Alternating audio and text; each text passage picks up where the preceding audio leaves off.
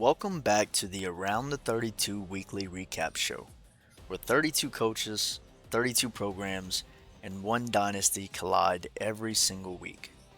This is college football, our way, and week 7 is officially in the books, and once again the league delivered. Statement wins, rivalry drama, major movement in the power rankings, recruiting battles heating up, and another new face joining the fight. We've got the scores, the storylines, the calls, and everything you need to know before the next kickoff. Let's get into it. Before we start, unfortunately, this is going to be one of those shows that is very podcast like. We're not doing any interviews, we're not doing any um, Discord calls because, once again, I am on a time crunch and I potentially will be playing Eddie at advance tonight, and I would love to dedicate a full show to week 8 because we had so much action in week 8 that I think it needs to be a standalone show. I think a lot of people are going to want to weigh in on that, but I didn't want week 7 to kind of go by the wayside without being mentioned because there was actually a lot that happened in week 7, particularly on the recruiting side, which we'll get to as the show goes on. But we're going to stick to the same format, the same rotation that we always do, and we're going to kick this thing off with the week 7 scoreboard. First one, big one, absolutely massive win for Texas. Nothing I can really say about this game. I knew going into it that Texas was gonna win this one. He is an outstanding user. Texas in general is a really good team. My Florida team is lacking in a lot of departments, and it's gonna be a long road for me. I have a lot of work to do on the squad. I have to build up some trenches. I have to get some speed. My best quarterback is only a 76 overall, and he is actually currently hurt. Has been since the Ole Miss game in week 3, I think it was. Um, so I kind of figured that was going to happen. I didn't think it would happen in the way it did. He blew some ridiculous runs. I'm talking offensive line just getting incredible amounts of push. Uh, Bone, whatever you're feeding those boys in Texas, send me a pallet in Florida because we need it. I mean, those guys just got bullied all game long. I think Arch scored like a 68-yard rushing touchdown. Who is Arch Manning? Who is that guy? I don't think anybody really knows. But man, unbelievable game by him. Hats off. And then we followed that up with a tightly contested defensive game, Tennessee and Alabama. Uh, Braxton has been playing extremely well this season. Money Mike returning to the league after being Mississippi State last year.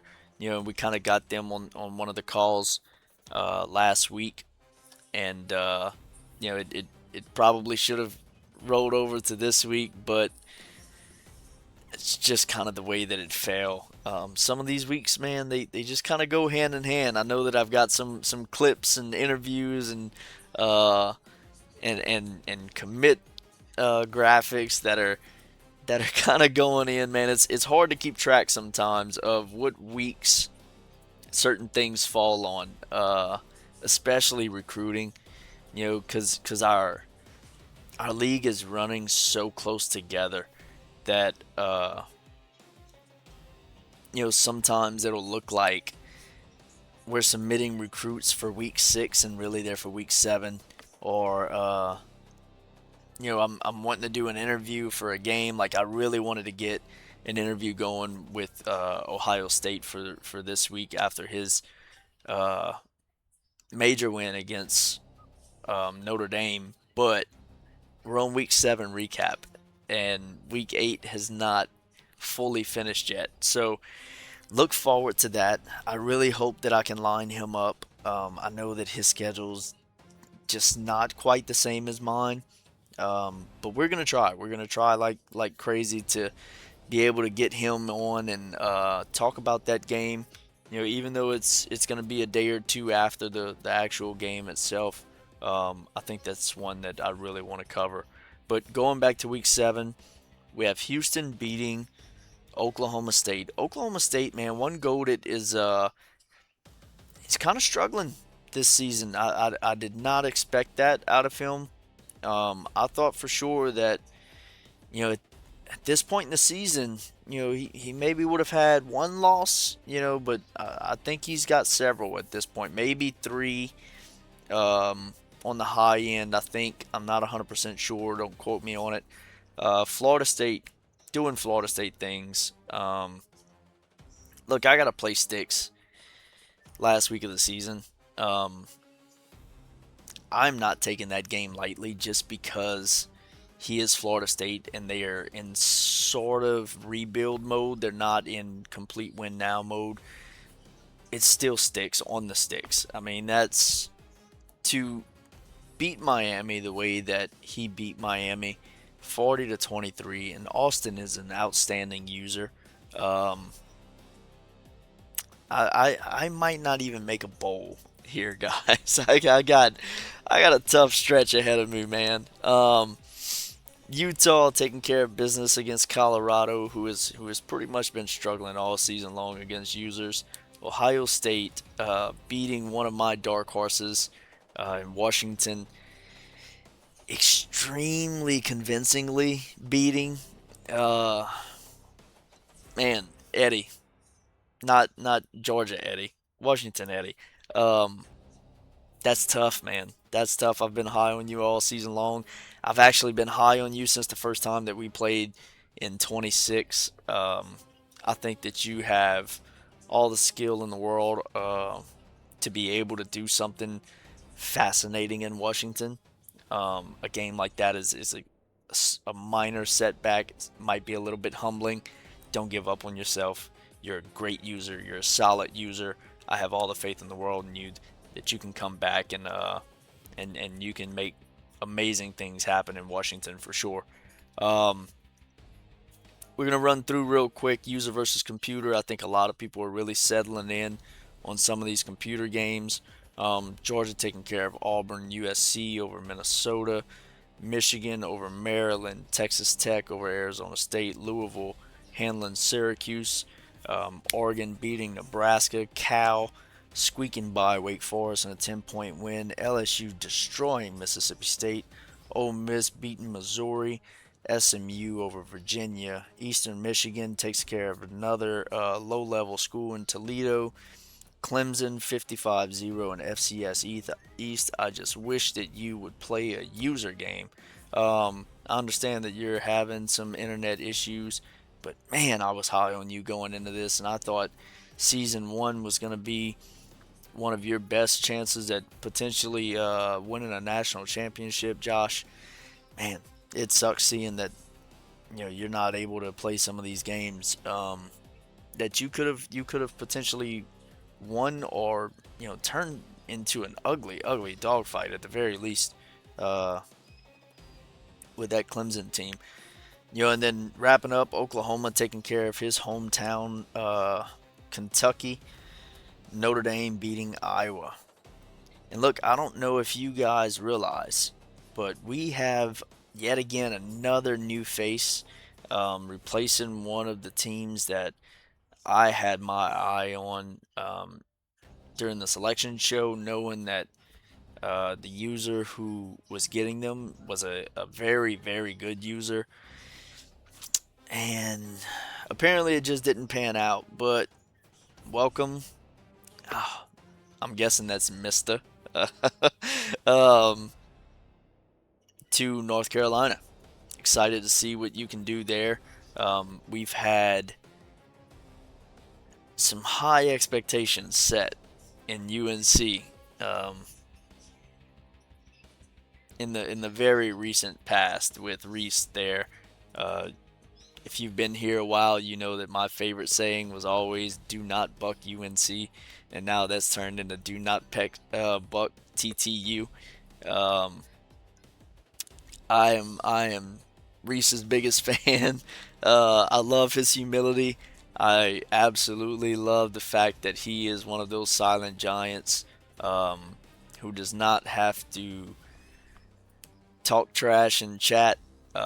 He lets his talking happen on the field, and unfortunately, he's suffered a rough loss this season, but he's another one that I feel like is absolutely going to bounce back.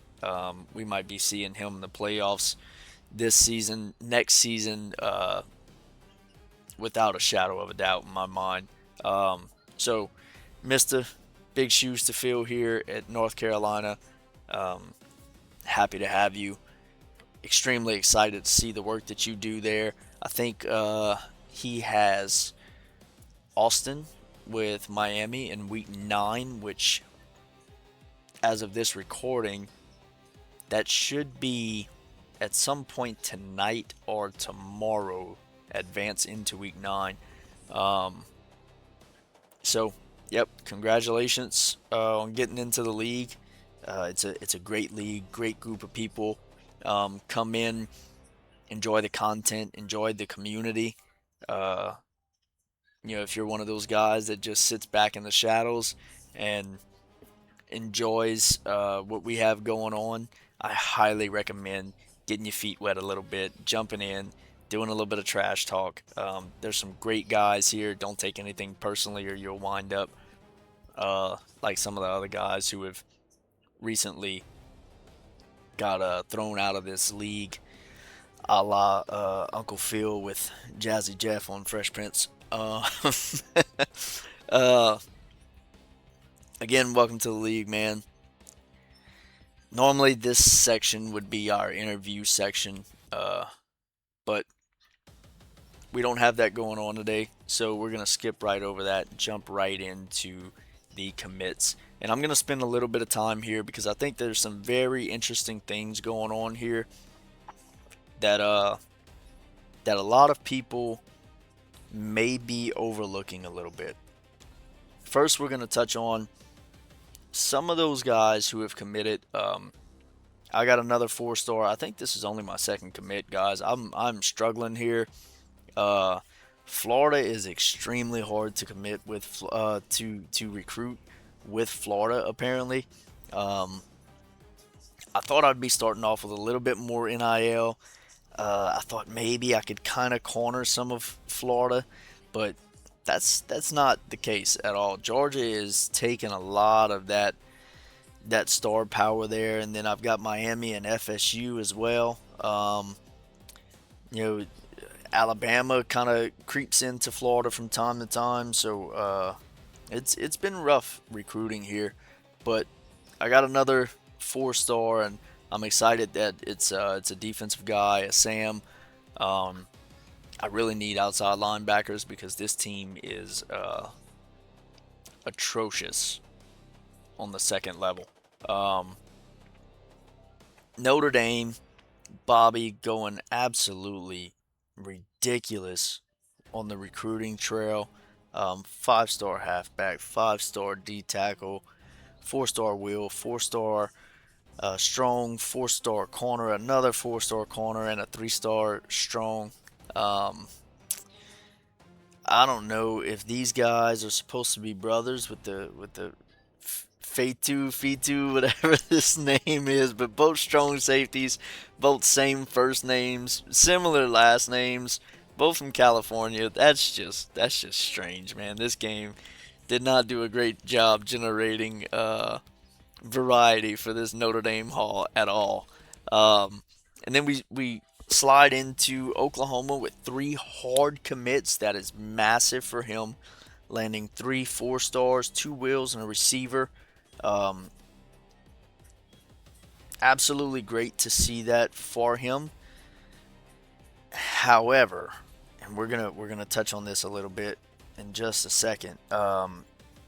He is currently leading everybody, not only in commits, but in NIL spent. And we're gonna touch on that in just a second. We're gonna finish going through the targets, and yeah, we're gonna come back to that.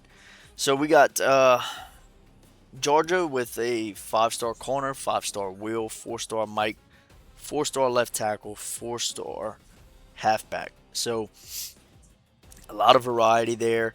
You can kind of see based on the past couple shows that Eddie really wants to establish himself defensively. He's got a lot of defensive bodies there, and I don't know if that's because of the roster that he has taken over at Georgia, or if that's just the style of football that he wants to play this year with Georgia. If you want to play, some tough physical defensive football and make teams beat you, he's definitely going hard after defense. And then Texas with the 4-star D tackle, that was an absolute monster. I wish I could have gotten his stats on this graphic, but unfortunately I did not. Uh, Let me see. I'm going to pull them up real quick. Bear with me for just a second, guys. Because this is something that if you have not seen, you absolutely need to see. He is a 4-star, 33 national, 7th in the state, 2nd at his position. This is some of his stats: 70 awareness, 77 strength, 92 acceleration as a defensive tackle. This boy is 287 pounds. He is flying off the line. Block shedding 80, tackle 78, hit power 88. So not only is he coming at you moving like a freight train, but he's also hitting like one. Power moves at 75, finesse moves at 80, speed at 84, pursuit at 83. I mean, this is just absurd. I mean, this man is generational talent. I'm surprised he wasn't a 5-star. He has quick jump ability. His mentals are a team player and road dog. Development trait is hidden. I have to guess that he's at least going to be a star. Possibly even pushing into that elite area. Unbelievable. Absolutely unbelievable to see a recruit like that. Stoked for Bone, not stoked for my team or the rest of the SEC. I mean, we have to deal with that guy. Goodness gracious, man. So this is the part that I wanted to touch on. Looking at that left column with the top classes, we have Indiana with 18 total commits, Georgia in second with 15, Oklahoma in third with 19. And look, this is just users. All right, guys. This is not necessarily the in-game ranking.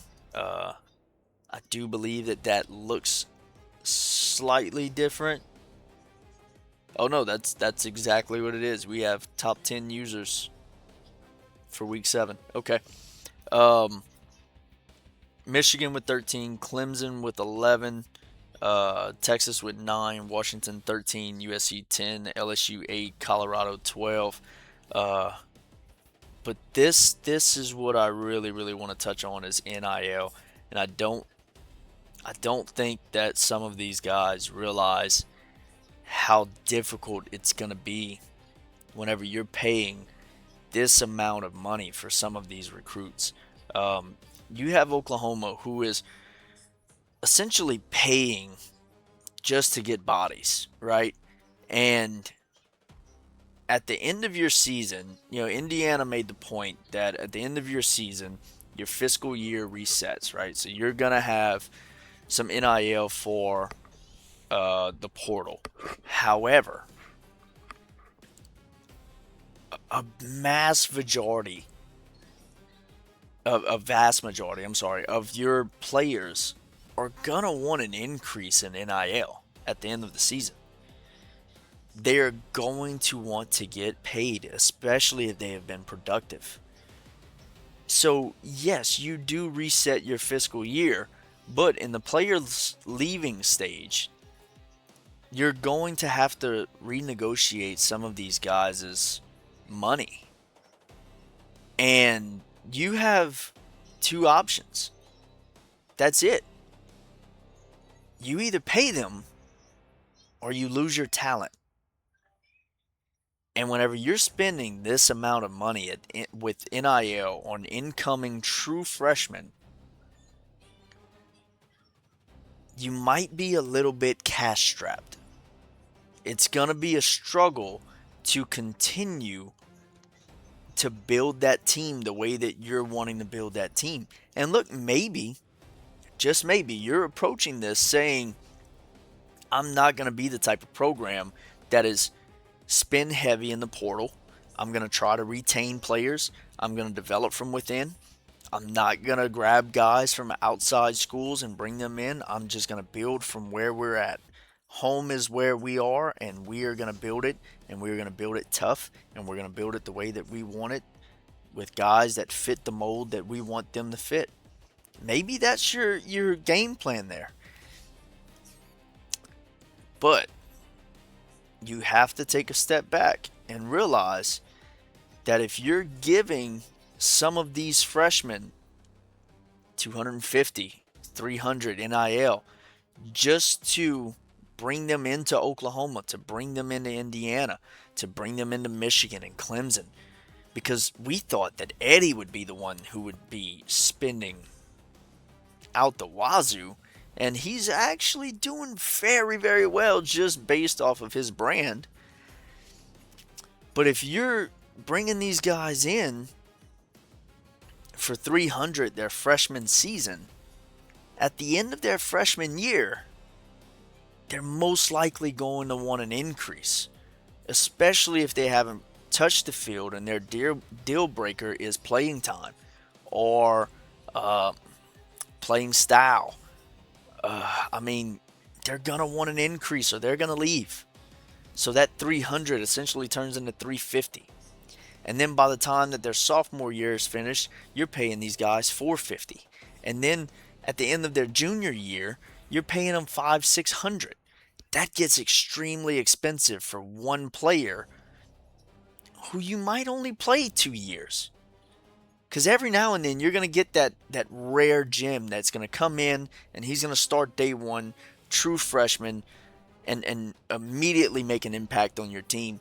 But at this point, you're pouring money into some of these guys and you are pretty much just betting on your future.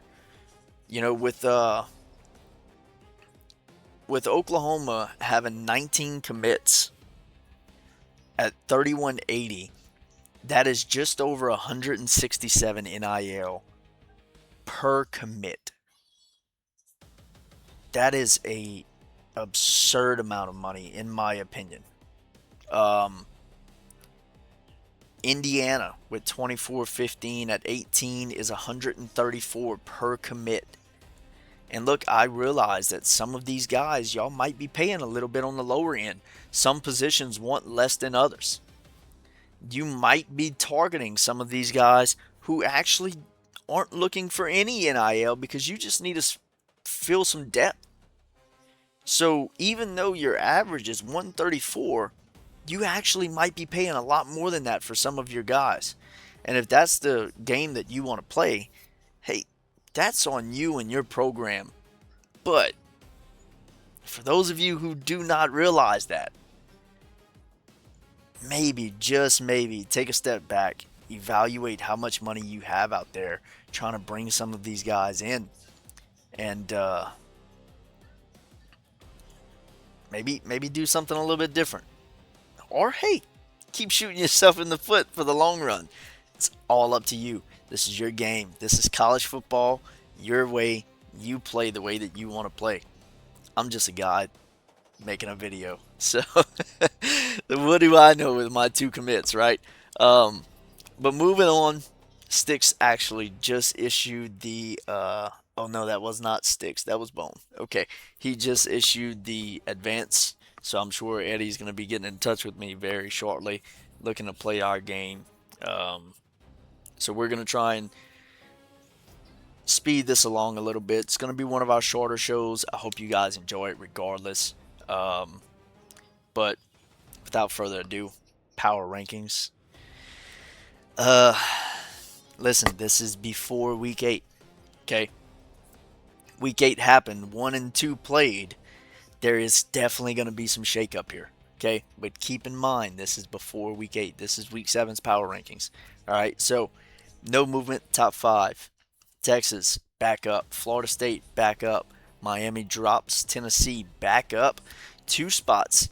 Even with the narrow win over Alabama, it is an SEC win in an extremely difficult place to play with a solid user. He's continuing to be a little bit on a tear here. Indiana drops 1, Louisville up 1, Texas Tech down 2, Utah 1, Washington 2, and a lot of that is just because of the movement around them. Washington dropping 2 is because of the loss to Ohio State.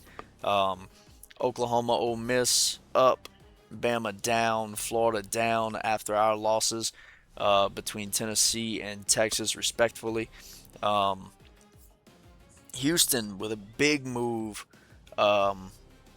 jumping 5 spots after the win over Oklahoma State. SMU and Georgia stands pat. Oklahoma State drops 5 after the loss to Houston. That's our big drop. Penn State up 2. We're still learning this user. I really, really want to see him play other users, try and get a feel for him, see what he's about. Clemson falls another one. And look, 26 is not the skill level of Josh. I do not believe that Josh is the 26th best player in this league. This is solely because of his availability right now. I think that whenever he's able to play, he's going to quickly rise up these rankings. He's going to be a guy that's pushing for the playoffs year in and year out. I'm kind of disappointed because I had high hopes for Josh going into this season, but I understand that life happens and things get in the way. I'm battling things right now myself with my connectivity issues. EA, please fix my account however you have to do it so I do not have to keep battling this. It is absolutely frustrating. Cal up 2. Virginia Tech stands pat. A&M falls. I don't know why AI dropped A&M so far down. Because I don't believe they had a game there this week. No. No, they did not. They had a bye. So I'm not entirely sure why the AI dropped A&M 5 spots there. But hey, I just make the rules, tell AI what to do, and AI does it. I'm not gonna fight the computer. The computer wants to do what it wants to do. I tell it scores. I tell it stipulations. You know that no more than a 2 or 3 spot jump for blowout wins over users. Tight games, maybe a 1 spot jump. Losses to computer kind of punishes you a little bit more than a loss versus a user, depending on that loss. If you lose a big game versus a user that was kind of in your same area, if you get blown out, it's a big hit, right? And if you get blown out by the computer, it's a big hit. But if you lose a close user game like Tennessee and Alabama and this week in week 7, I feel like Bama should have just been a 1 spot drop, especially considering that Ole Miss and Oklahoma played computer games. And even though they took care of business, they had big wins there. And computer and some instances this year can actually be tougher than users. Uh, I feel like user games should have more of an impact than computer games. Um, Unfortunately, I don't catch all of this whenever I'm generating these graphics. I tell the AI that this is what our scoreboard looks like. This team won. This was the score, um, and it does everything for me. I have a lot of stuff that goes into this. I have my own personal life as well. That's why I do most of these shows at 9, 10, 11 o'clock at night. Um, so I don't have a lot of time to sit there and pour over these rankings. And at the end of the day, it's not super important, right? Because it's not going to dictate anything within the league. This is all for us. It's all just content. It's all a part of the immersion. It's a way to get you guys involved, way to get you guys talking a little bit. I don't know for sure, but I would have to guess that Virginia Tech really appreciates the point that he is not in the 30s anymore. He's somewhere around the 28s after his user wins this season. Um, but yeah, so that's what goes into this, and I know that we've touched on that in one of the previous episodes, but I just wanted to kind of reiterate that with that strange drop for Texas A&M. But we're gonna go ahead and wrap this thing up, and that's gonna do it for this week's Around the 32 recap show. Week 7 gave us blowouts, of which I was a part of one.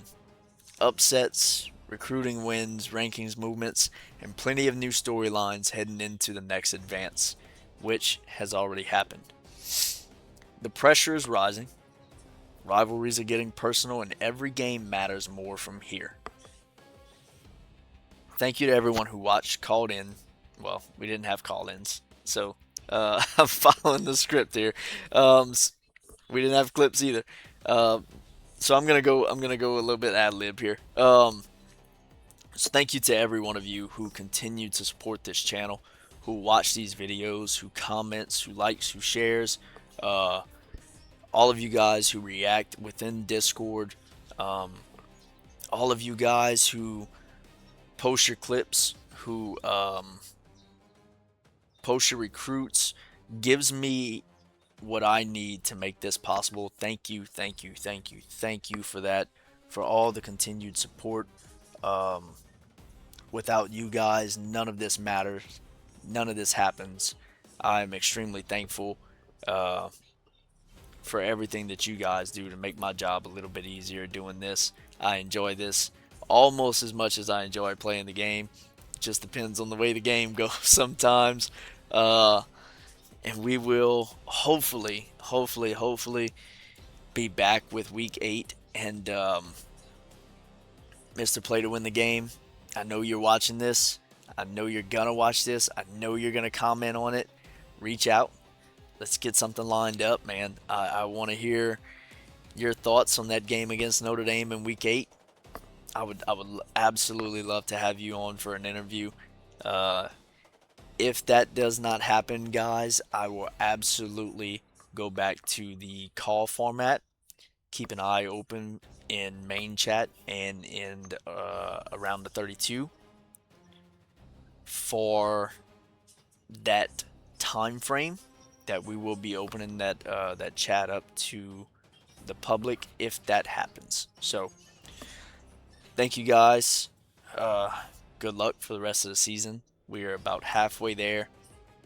That playoff uh, hunt is getting close. It's getting tight, and every single game from here on out is extremely critical.